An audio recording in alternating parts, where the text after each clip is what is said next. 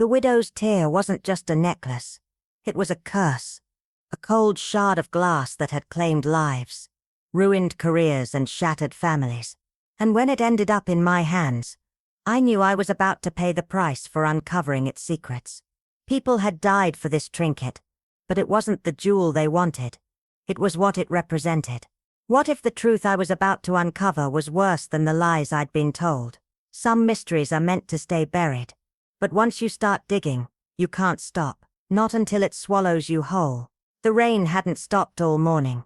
It came down in a cold, insistent rhythm that rattled against the window pane like a warning no one could decipher. Outside, the world looked smeared and ghostly through the glass, as if the city itself was trying to wash away a crime it hadn't yet confessed. I sat behind my desk, the office dimly lit by a single flickering lamp, its weak glow casting long shadows across the floorboards and over stacks of unopened mail and last week's regret. The place stank of old cigarette smoke, aging varnish and yesterday's coffee, a mix I'd come to associate with comfort. I stared into a cup of black sludge that had once been coffee, now cold and bitter enough to match my mood.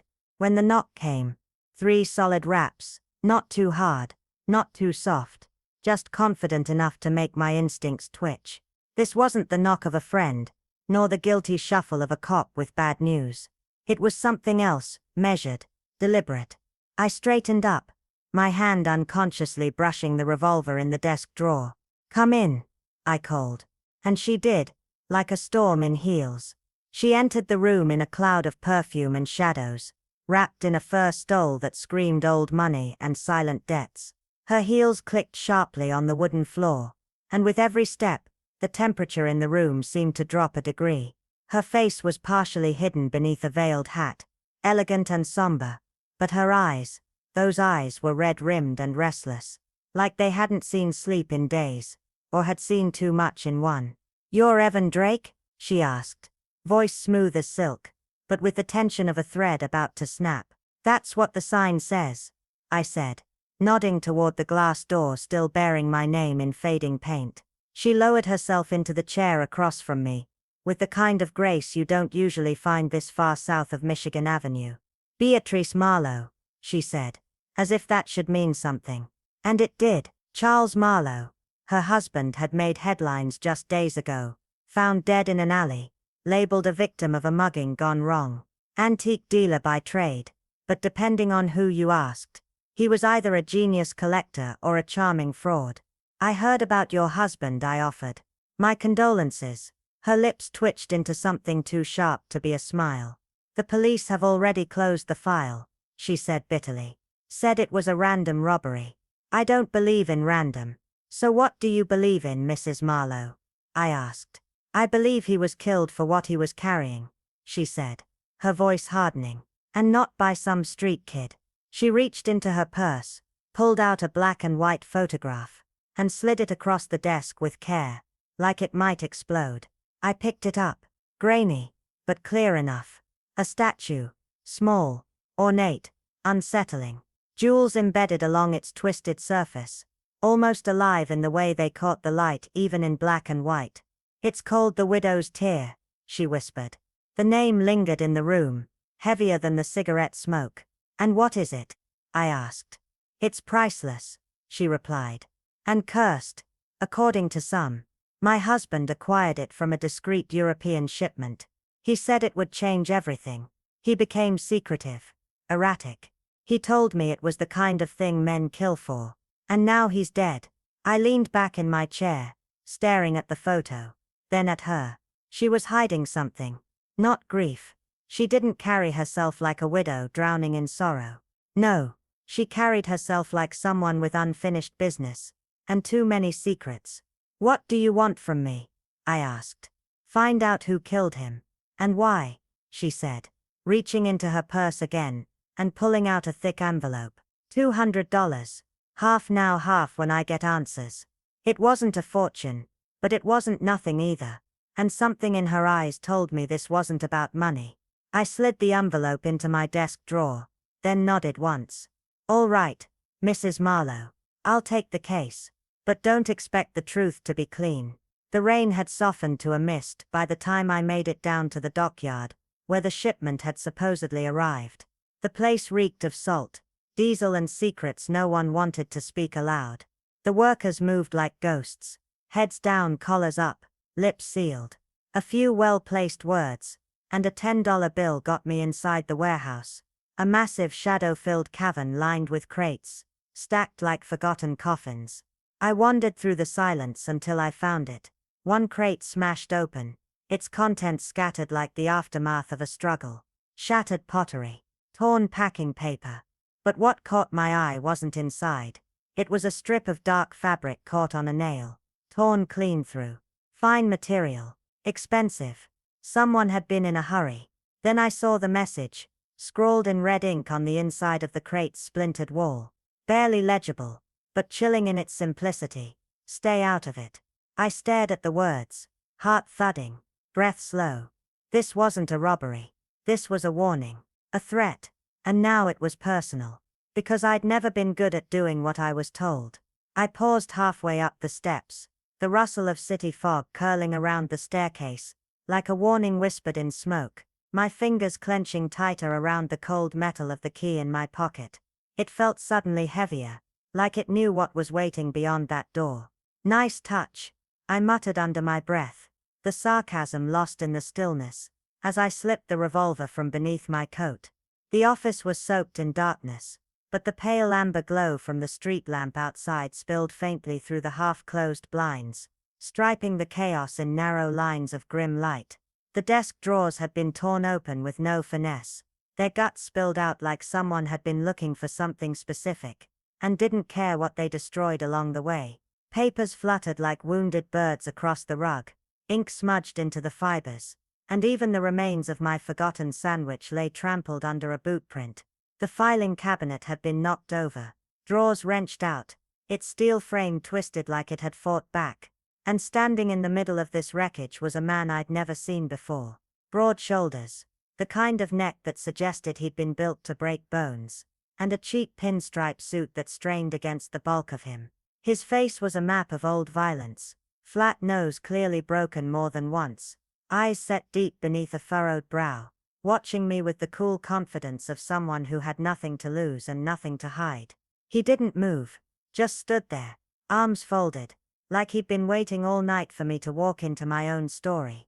Even in Mr. Drake, he said, voice low and gritty, the kind of tone that carried the weight of veiled threats. I didn't step further in, just stayed in the doorway, keeping the gun low but ready. You planning to leave a card? Or is this your version of subtle? I asked. He smirked, and took a slow step closer, the floor creaking under his weight. You're poking into things best left buried. That's funny, I said. Most people hire me because I poke into those things. His expression shifted, the humor draining from his face. Walk away from the Marlowe case. That's not a request. I lifted the gun, steady and centered on his chest. And this isn't a negotiation. For a heartbeat, neither of us moved. Then he charged, faster than I expected from a man his size. But speed born from desperation makes people bold. I pivoted, slamming the door shut behind me with one hand, keeping the other locked on the trigger. He spun, fists raised, but I didn't flinch. Don't be stupid, I said, my voice calm, cold. He stopped, his lip curling, eyes flicking toward the window behind me. That's when I knew I was a half-second too late. The lamp on my desk shattered, exploding in sparks and glass as he hurled it at my face. I ducked instinctively, but the distraction worked. He barreled past, out the door, down the stairs. By the time I hit the hallway, all that remained were echoing footsteps and the faint smell of sweat and violence. The office was a war zone now. I stared at the mess, trying to make sense of what he'd been after. Most drawers were tossed, but it felt like a warning more than a robbery. Walk away, he'd said. But that wasn't in my nature. The next morning, the rain had finally stopped, but the city wore a shroud of thick fog that made everything feel haunted. I headed toward the speakeasy, where Charles Marlowe had once done business. A nameless door beneath a crumbling brick building, guarded by memory and fear. Inside, the haze of smoke curled like ghosts above the low jazz playing in the background, the notes sliding like whispers between secrets. The bartender was sharp-eyed, slick-haired, and all suspicion. "What'll it be?" he asked, voice flat. I slid a folded bill across the bar. "Information." He pocketed it without blinking. "About what?" "Charles Marlowe," I said. His jaw stiffened. "Used to be a regular. Hadn't seen him in weeks." "He's dead," I said, watching his eyes. He exhaled slowly, then leaned in. "Last I saw him, he was meeting with a guy named Victor Langley." The name rang a warning bell. Langley, collector, predator, rich enough to buy silence and ruthless enough to silence what he couldn't buy. What did they talk about? Didn't hear much. But Marlowe looked rattled, like he'd made a deal he regretted. "And his wife?" I asked. He hesitated. "Beatrice. Hard to say. Marlowe wasn't exactly loyal. Used to bring all sorts through here. Some dames. Some men in suits who didn't smile much. She had to know something though. She always knew when he lied." I left with more questions than answers, stepping back into the fog like a man vanishing between realities.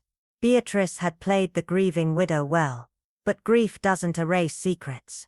And if Langley was involved, then this wasn't just about a stolen statue or a dead man. It was about something far older, far more dangerous. And the further I dug, the more I realized I wasn't chasing the truth anymore. I was being lured toward it. Chicago didn't ease into the day, and neither did I. The discordant blare of a horn slicing through the heavy veil of dawn like a knife. I jolted awake on the office couch, my spine reminding me for the 100th time that leather cushions weren't made for sleeping. But comfort wasn't part of the equation since the break-in. I wasn't about to risk waking up with a stranger rifling through my drawers again.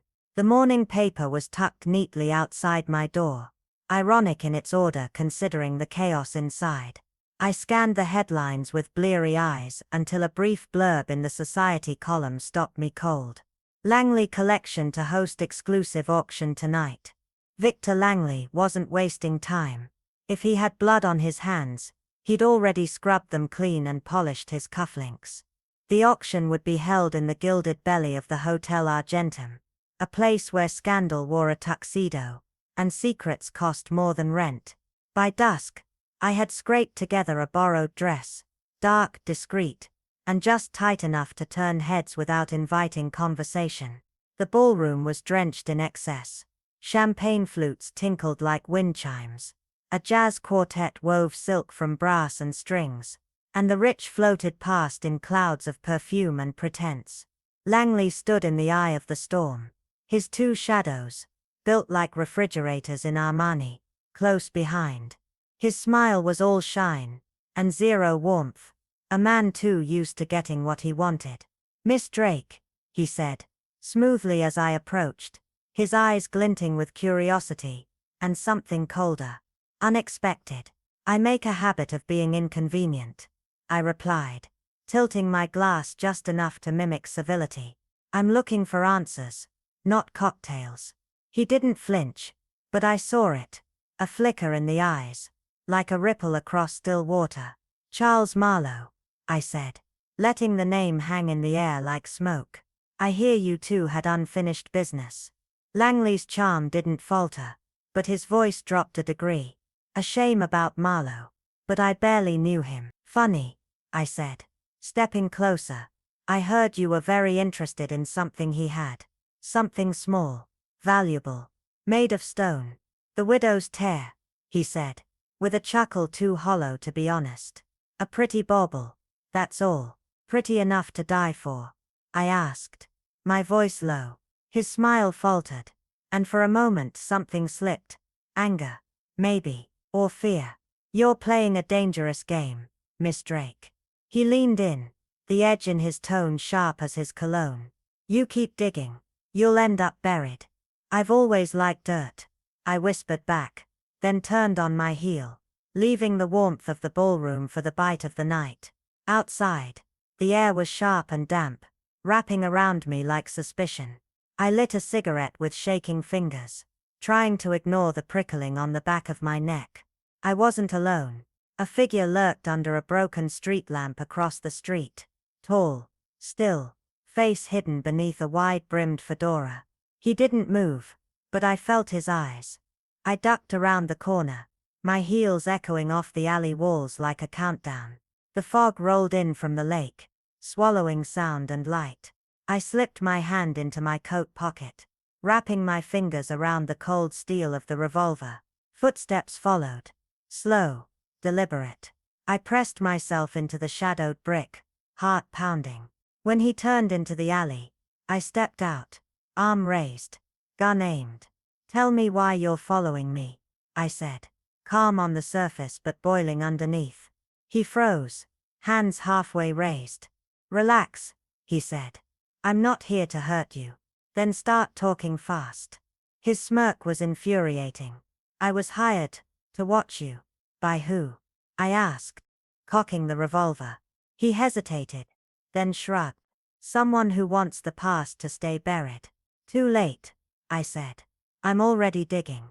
Chicago didn't sleep, and neither did I. The city's pulse thrummed with a tension you could taste. And that morning, it greeted me not with sunlight, but the sharp honk of a cab beneath my window, dragging me from a half-slept daze on the torn leather couch in my office, where I'd taken to crashing since the break-in. My door creaked open to reveal the morning paper, folded with unnatural neatness, as if the world outside wasn't unraveling. Most skim headlines for politics or crime. I scanned for ghosts, and buried on the society page was one. "Langston Estate to host private auction tonight. Victor Langston." The name slithered off the page like a viper's hiss. If he had a hand in Charles Harrow's untimely demise, he wasn't exactly mourning it. That auction, cloaked in glamour and high society lies, was more than a glittering social affair. It was camouflage, and I intended to tear through it. The Atlantic Grand dripped with opulence that reeked of rot. The chandelier crystals sparkled like lies catching light, and the laughter of the elite mingled with whispered deals and hidden threats. My borrowed gown hugged me in all the wrong places, but it helped me pass as one of them, just another pawn in a ballroom of kings. Langston was easy to spot, tall, lean, and too polished to be clean. His smile gleamed, but it didn't reach the ice in his eyes. "Miss Vale," he said, his tone velvet-lined and venom-laced. What a surprise. I matched his gaze, my voice flat. "I'm not here for pleasantries." When I mentioned Charles, his jaw didn't flinch, but his pupils dilated, a silent tell. "A shame," he said smoothly. Hardly knew the man. "Funny," I murmured. "Word is you were after something he had. A relic, the widow's veil." He laughed then, a short, controlled sound. "You've been chasing shadows, darling. That statuette's a curio at best." "Curios don't get people killed," I snapped.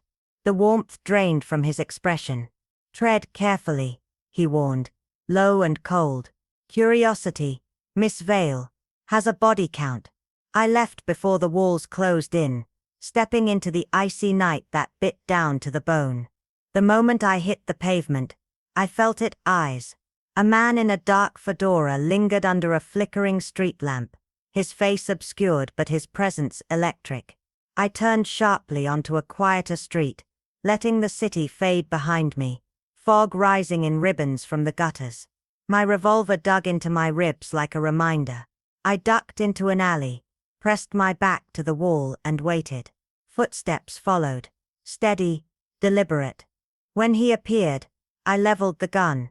"Why are you following me?" I asked, steel in my tone. He didn't blink. "Not following, watching." "For who?" "Someone who wants you to stop." "Name." He smirked, a grin like broken glass. "Can't do that. But I can tell you this. The widow's veil isn't just art. It's a key." "To what?" His smirk deepened. "That's for you to find out. Just watch who you trust with the answers." Then he vanished into the night like smoke on a battlefield.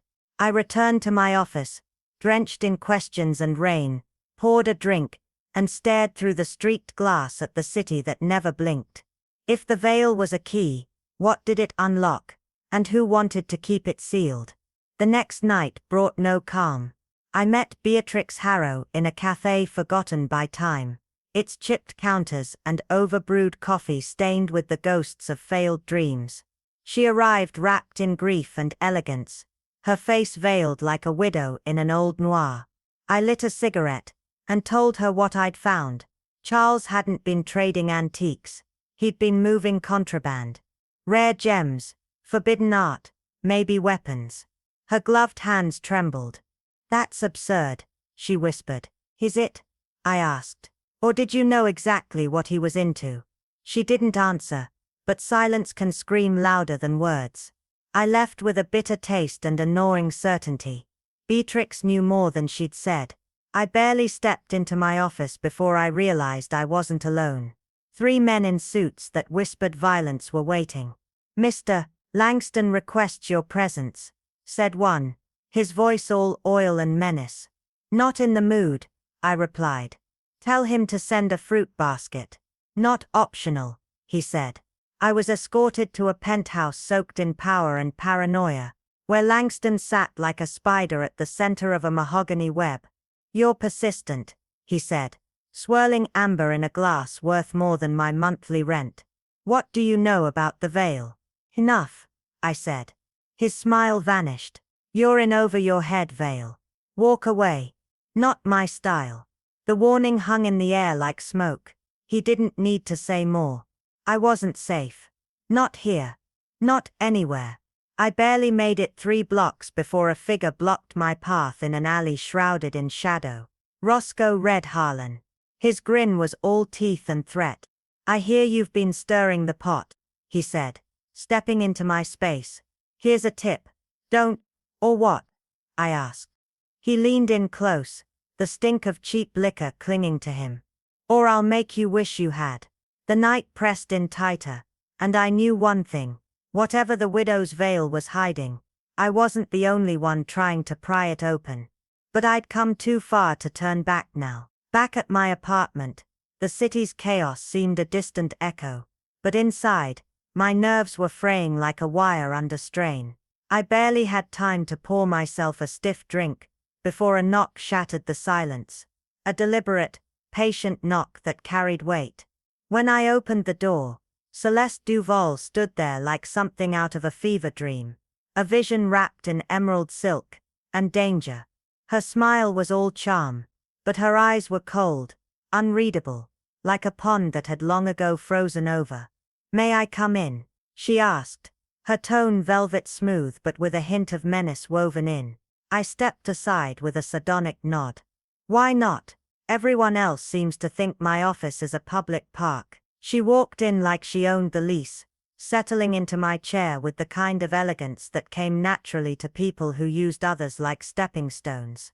"I'm here to help," she said, as she crossed her legs with practiced ease. I poured her a drink, but didn't hand it over. "Funny," I said, eyeing her. "You look like trouble." She laughed softly, the sound like champagne bubbles popping under pressure. "Trouble and opportunity," she said, taking the glass from my hand without asking, "are often the same thing." She leaned in slightly, her voice dropping to a whisper that felt like it could cut through bone. "Hand over the statuette, and I can make all your problems disappear."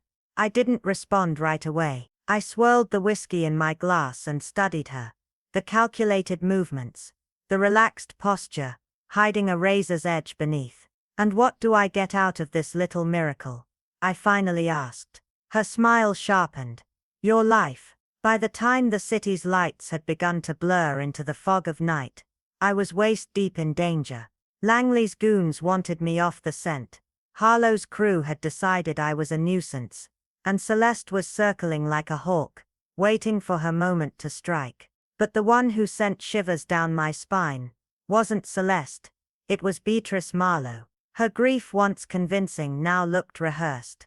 A costume stitched with crocodile tears, and sealed with the kind of poise only the guilty have. She wasn't mourning, she was orchestrating. And I was just another pawn in her carefully arranged tragedy. The trail led me to the mansion, a forgotten relic at the edge of the city, cloaked in ivy and silence. It looked like it had died decades ago, and was too stubborn to fall. Its iron gates were ajar, swaying in the wind like they were whispering secrets. I parked a good distance away, and checked the revolver in my coat. The sky was bruised with clouds, and the air hung thick with unease. Inside, the place reeked of time and mildew. The grand foyer was a battlefield of decay. Splintered furniture, collapsed plaster, glass crunching beneath every step. My flashlight carved narrow paths through the dark.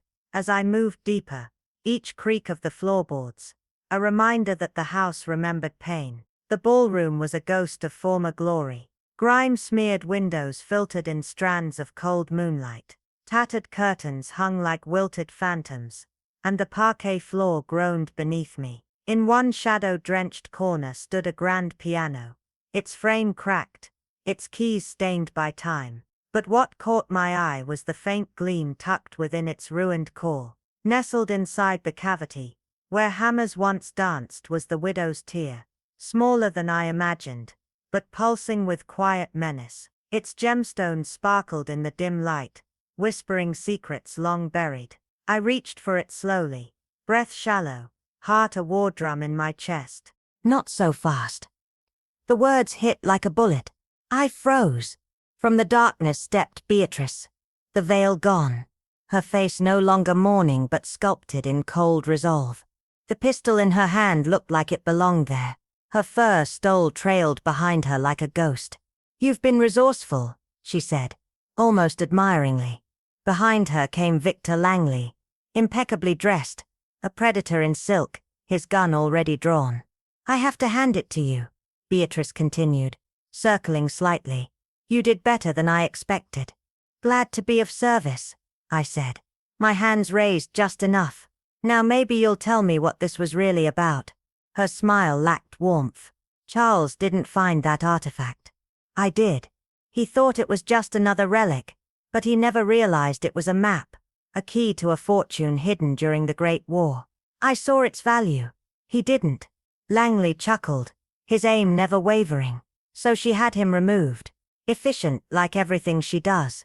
I looked at Beatrice again, and the pieces fell into place. "You killed your husband." Her smile deepened. "Not by my hand, but yes, and thanks to you I don't have to go digging through rubble to claim what's mine." I gave a dry laugh. "You're welcome." Langley took a step forward, eyes never leaving her. "There's just one problem, Beatrice." Her brow arched. "Oh?" His smile turned feral. "You're just like Charles, greedy, short-sighted, and easy to underestimate." And suddenly, I wasn't sure who the real threat in the room was. The woman who orchestrated a murder for a fortune, or the man now deciding she wasn't useful anymore. The room felt like a pressure cooker ready to burst, thick with the stench of desperation and betrayal, as Beatrice's eyes narrowed to slits, her perfectly manicured fingers trembling as they clung to the cold steel of her pistol, the barrel twitching ever so slightly toward Langley, every muscle in her body straining against years of lies. "Don't be stupid, Victor," she snapped, her voice laced with venom and fear. But Langley didn't so much as flinch. Instead he exhaled slowly, like her threat was nothing more than a tiresome nuisance, and adjusted the cuffs of his coat with surgical calm. "I needed you once," he said flatly, eyes locked on hers with icy precision. "Now I just need the statuette, and you, sweetheart, are in the way." His words landed like a gunshot of their own, echoing off the walls of the grand ballroom as silence fell, dense and suffocating. The tension hung so heavy it seemed to warp the air itself. "Looks like you two have some unfinished business," I said dryly, taking a cautious step back. But Langley's aim whipped toward me with the speed of a coiled viper. "Don't even breathe," he warned. And just like that, I was stuck between two guns and one slim chance tucked inside my coat, a revolver that hadn't seen action in weeks. But here's the thing about people drowning in greed. They stop noticing the current pulling them under. "Greed," I said slowly, carefully, as if the word might detonate something, makes people sloppy. Langley's eyes narrowed, suspicion flickering like a spark ready to ignite.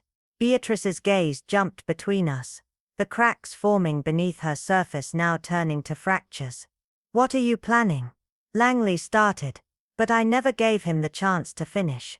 I lunged forward, snatching the statuette from the table and diving behind the busted remains of the piano, as Beatrice fired. Her shot ripped into the wood inches from my shoulder, sending a spray of splinters across my face. I rolled, heart jackhammering in my chest, and pulled my revolver in one swift motion, firing back. Langley cried out as the bullet tore through his upper arm, the gun falling from his hand with a clatter. Beatrice screamed, her own shots wild, panic overtaking precision. I ducked behind an overturned chair, breath ragged, fingers gripping the pistol like it was the last thread holding me to the world. When the smoke cleared, Langley was writhing on the floor, blood soaking through his designer suit, while Beatrice stood paralyzed, her weapon dangling uselessly from her hand, her mask of confidence shattered into 1,000 irretrievable pieces. "Drop it," I said, stepping into the open, gun raised with unwavering aim. Her eyes met mine, and in that moment, I saw the hollow truth behind the grief she'd worn like jewelry. Not for Charles. Not really. It was for herself. For the version of her that had died chasing shadows. The pistol slipped from her grip and hit the floor with a dead clang. I left them both there, broken in different ways, and walked a few blocks through fog that clung to the streets like smoke from a dying fire, the statuette heavy in my coat pocket.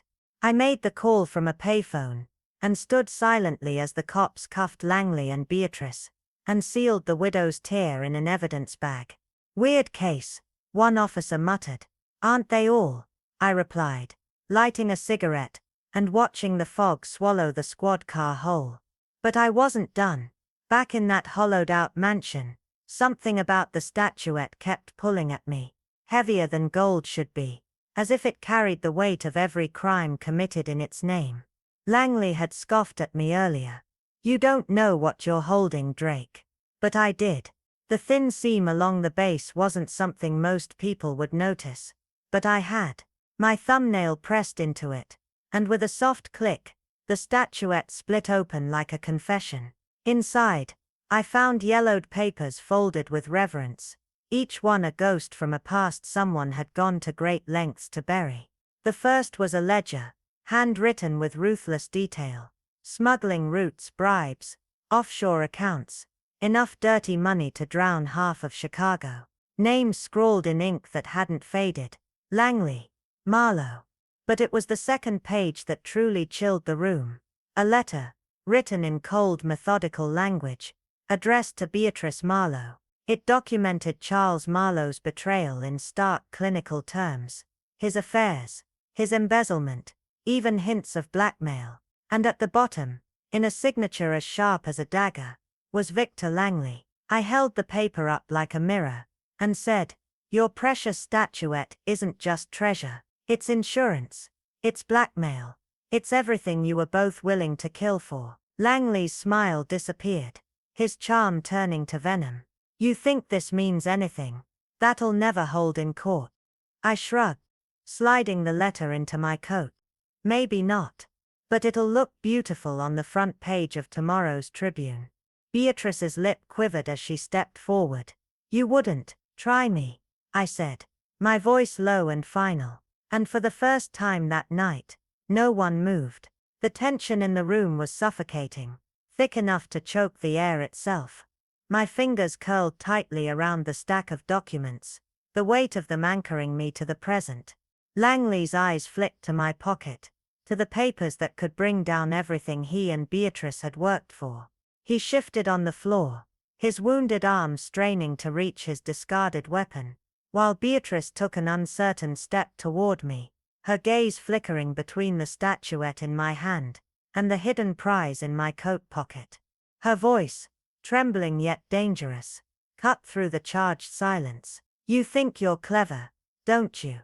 she hissed, her expression a twisted mixture of disbelief and fury. You're in over your head, Drake. Those papers don't just incriminate us. They expose people far more powerful than you could ever imagine. Her words dripped with venom, but I met her gaze calmly, my expression unyielding. Maybe so, I replied, the weight of the situation hanging in my every word. But I'm not the one standing here dripping with blood. I knew it was a gamble to provoke them. But what else could I do? Langley's eyes flashed with rage, and before I could fully react, his good hand shot forward, grasping for the gun within arm's reach. But I was faster. The revolver was already in my hand, the cold metal a harsh reminder that there was no going back. I leveled it at his chest, my voice a low, unwavering growl. "Don't," I commanded. And the room stilled, the space between us suddenly impossibly thin. Langley froze, his body taut with aggression, but my grip on the gun remained steady. It was then the sirens began, their wail cutting through the silence like a knife through flesh. Beatrice's eyes widened, her head snapping toward the broken windows, her pulse visibly quickening. Langley's color drained from his face, and he could barely choke out the words. "You called the cops?" His voice was tight, almost desperate, as if the reality of the situation was finally dawning on him. "Of course I did," I replied, the words carrying the weight of a well-laid plan. "Did you really think I'd walk in here without a backup?" The front doors of the mansion burst open, and officers flooded into the room, their uniforms a sea of blue that cut through the darkness. Flashlights sliced through the gloom, illuminating the chaotic scene like a sickening stage play. "Over here," I called, keeping the revolver trained on Langley even as I lowered it. My movements were deliberate, calculated, and soon the officers had Langley and Beatrice in cuffs, their resistance futile. As they were led away, Langley shot one final venomous look at me. "This isn't over, Drake," he spat, his voice thick with rage. "You think you've won, but you haven't." I took a long, deliberate drag from my cigarette, exhaling the smoke as if savoring the last taste of a bitter victory. "Keep telling yourself that," I said quietly, my words carrying more weight than I intended. Beatrice didn't say a word as she was ushered out, but her eyes, her burning silent fury, lingered in my mind like a haunting promise of retribution. With them gone, the mansion felt emptier, its grandeur now tainted by the secrets it had harbored. I handed over the statuette and the incriminating documents to the lead detective, the relief of having completed my task almost palpable. "This should keep them busy for a while," I said, my voice steady despite the lingering tension in my chest. The detective nodded, his expression unreadable, as he tucked the papers into his coat. "You did good work, Drake. Dangerous but good." I watched him leave, his silhouette disappearing into the darkness. I was alone now, and for the first time in what felt like forever, the weight of the world on my shoulders began to ease. The drive back to the city was silent, the night stretching ahead like an endless ribbon of asphalt. My body ached, my ribs still sore, my mind reeling from the events of the past days. I hadn't expected the job to take such a toll, but that's the thing about this line of work, it never goes as planned. I lit another cigarette, watching the ember glow faintly in the rearview mirror. The city was still awake, a distant constellation of lights and noise, but it felt a world away now. The widow's tear was no longer a mystery. Its secrets had been dragged into the light, its power broken. Beatrice and Langley were finished, their schemes laid bare for everyone to see.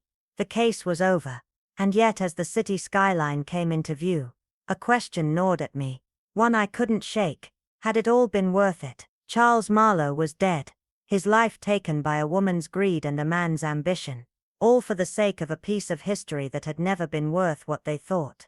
Beatrice was locked away, her perfect widow's act stripped away to reveal the selfishness and hunger that had driven her. Langley, his pride was bruised, but he was still alive, still dangerous. The widow's tear now sat safely in the hands of the authorities, its purpose fulfilled. But as the city lights blurred by, I couldn't help but wonder if the price of all this had been too high. What had we really gained? The job was done, but the answers, the ones that mattered, were still buried somewhere deep in the wreckage of the past. Langley, his arm still cradled against his chest in a makeshift sling, sat in the holding cell downtown, a shell of the man who thought he could control everything. The widow's tear, that accursed jewel, had been locked away in evidence, its mysteries documented and sealed away like a relic from an era better forgotten. It should have felt like a victory. Justice, however twisted, had been served. Yet, as I stared into the amber glow of the bourbon swirling in my glass, I couldn't shake the suffocating weight of everything left unresolved. The world hadn't changed. Not really. It was still the same filthy place it had always been, and I was just another ghost drifting through it. Marlowe, an unlucky fool who thought he could outwit the world, only to end up dead over a piece of glass. The dock worker, a nameless soul, whose life had been extinguished in the cold night, just another victim in a game far beyond his understanding. Even Beatrice, for all her ambition and malice, had been consumed by the very thing that she thought would give her control. I raised the glass to my lips, the first sip burning my throat, a sharp reminder of everything I had lost in this mess. But the second sip went down smoother, and it didn't change a thing. The surface had been scraped clean, but there were still more layers to uncover, more dirt hidden underneath the illusion of order. The rain, unrelenting in its rhythm, hammered against the window, the sound nearly deafening in the stillness. I stood up, letting the glass rest on the desk as I walked over to the window, my fingers brushing lightly against the cold surface. The city sprawled beneath me, its light smeared across the landscape in streaks of red and yellow, cars and streetcars moving like phantom silhouettes through the haze of fog. I caught my reflection in the glass, my eyes hollow and distant, a deep line carved into my face where exhaustion had settled. I looked older than I was, or maybe I had simply aged faster than time could account for. The case was done, but the city, this sprawling nightmare, wasn't finished. It was alive with its own heartbeat, indifferent to the quiet storm brewing inside of me. Then, a knock on the door shattered the silence, the sharp sound pulling me from my thoughts. I didn't answer immediately, letting the stillness linger, stretching the moment just a little longer. Finally, I moved back to my desk, the bourbon bottle sliding into the drawer, like I'd never taken a drink at all. "Come in," I said, my voice rough, more tired than I had intended. The door creaked open, and a young man stepped inside. His nervous energy radiated from him, making him seem smaller, more out of place. He couldn't have been older than 25, dressed in a suit that didn't quite fit, with his hands twisting the brim of his hat as if it were his anchor in a world about to swallow him whole. "Mr. Madec?" he asked, his voice trembling slightly. "That's what the sign says," I replied, sinking into my chair, watching him from across the desk. "What can I do for you?" His words spilled out in a hurried rush, each sentence tumbling over the next. "My sister," he said, his voice breaking. "She's missing.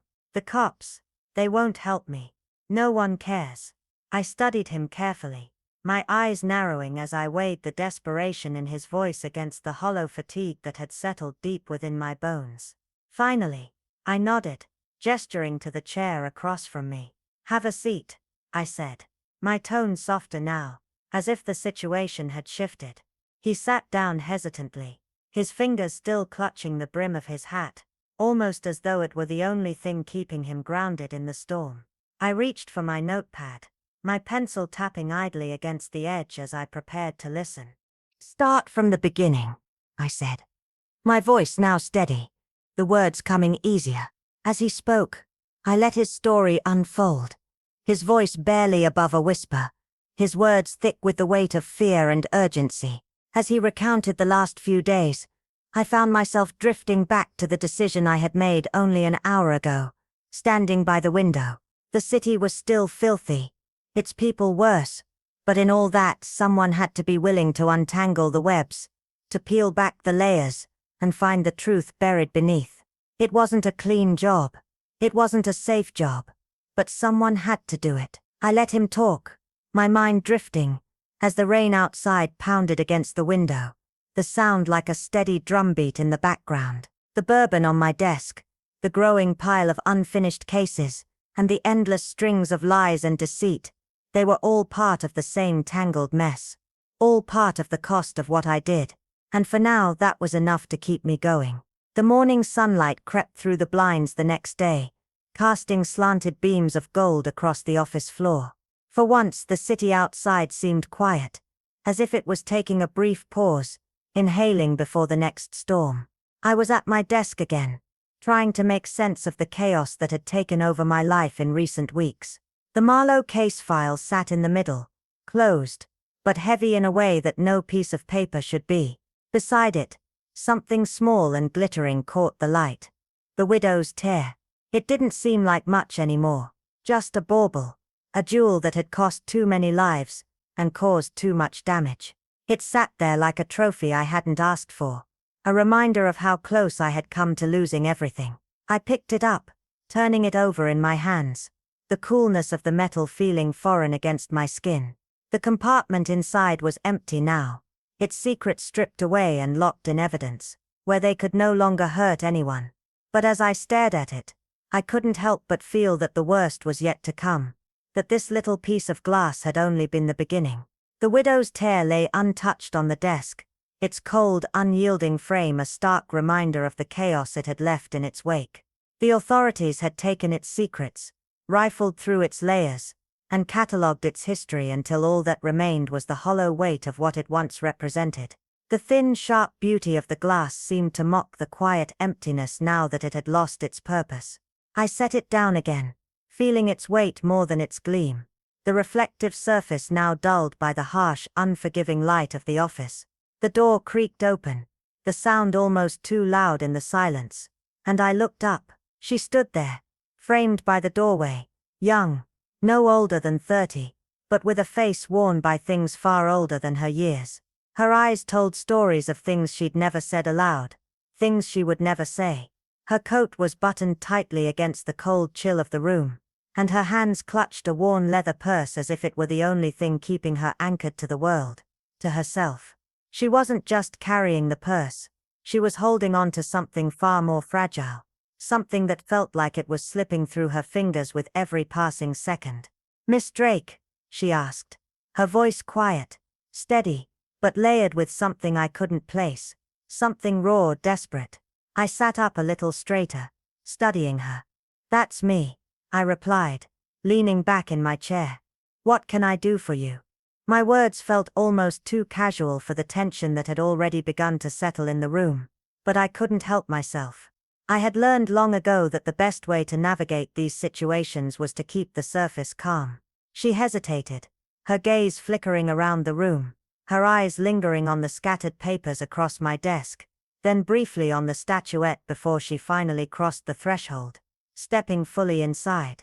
The door clicked softly shut behind her, a sound that somehow felt like it sealed her fate. "It's about my husband," she said, and the tremor in her voice didn't escape me. "He's gone." I tilted my head, studying her for a moment, but the lines of her face revealed nothing. "Gone where?" I asked. My voice measured, though I could feel a knot beginning to tighten in my gut. Her lips pressed into a thin line, her eyes darting to the door, almost as if she were debating whether or not to run.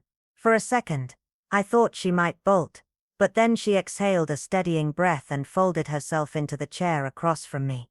"I don't know," she said softly, her fingers gripping the strap of her purse with a white-knuckled intensity. "But I think someone took him, and I think it's because of something he did." My gaze sharpened, and I folded my hands on the desk, leaning in slightly. "What kind of something?" I asked, my tone more clipped now, the undercurrent of curiosity mixed with a growing unease. She hesitated again, her eyes flicking to the envelope she pulled from her purse. The motion was slow, almost reluctant, as though she didn't want to hand it over. She placed it on the desk with a soft thud, the edges worn, the paper crinkled in places, as though it had been held too many times. I reached for it, and as I slid it open, I felt the weight of her eyes on me. Inside was a photograph, slightly crumpled at the edges. A man, probably in his late 30s, stood in front of what appeared to be a dockyard. His strained smile betrayed unease, and his arm was slung around the shoulder of another man, a man I instantly recognized. Langer. The name hit me like a punch to the gut, and I leaned back, my chair creaking under the shift of my weight. The photograph seemed to grow heavier the longer I looked at it, the stillness of the image more unsettling than the chaos it hinted at. My fingers drummed lightly on the desk, the soft sound a quiet contrast to the rising tension in the room.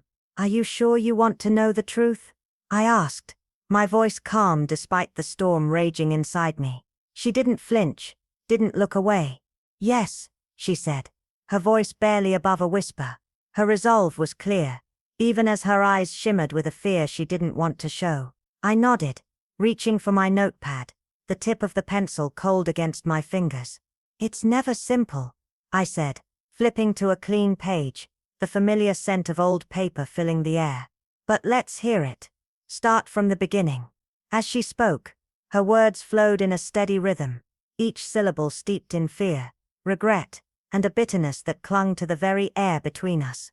Her story was different, but it carried the same threads, secrets, lies, and the kind of greed that consumed everything in its path, leaving nothing but wreckage behind. There was a moment of silence, heavy and suffocating, as I reflected on the city outside the office window, full of people like her, searching for answers they didn't really want to find. But that was the job, wasn't it?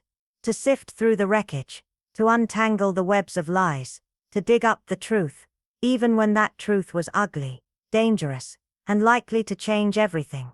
My eyes flickered to the widow's tear once more, sitting motionless on the desk, its beauty now stripped away. No longer a symbol of power or mystery, it was nothing more than an ornament, cold and lifeless. But even in its stillness, it carried a lesson.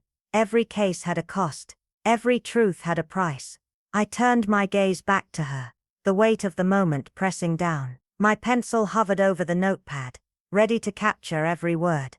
"All right," I said, my voice steady as I prepared myself for whatever came next. "Let's get to work." As she continued, the rhythm of her words wove a new story, a story where the lines between right and wrong blurred, where the shadows seemed to stretch longer than the daylight hours. And as the rain beat against the windows, the city outside fell silent, as if waiting, too, for what was about to unfold. This wasn't just another case. This was something different, something deeper. And whatever the truth was, it was coming. And it wouldn't be kind.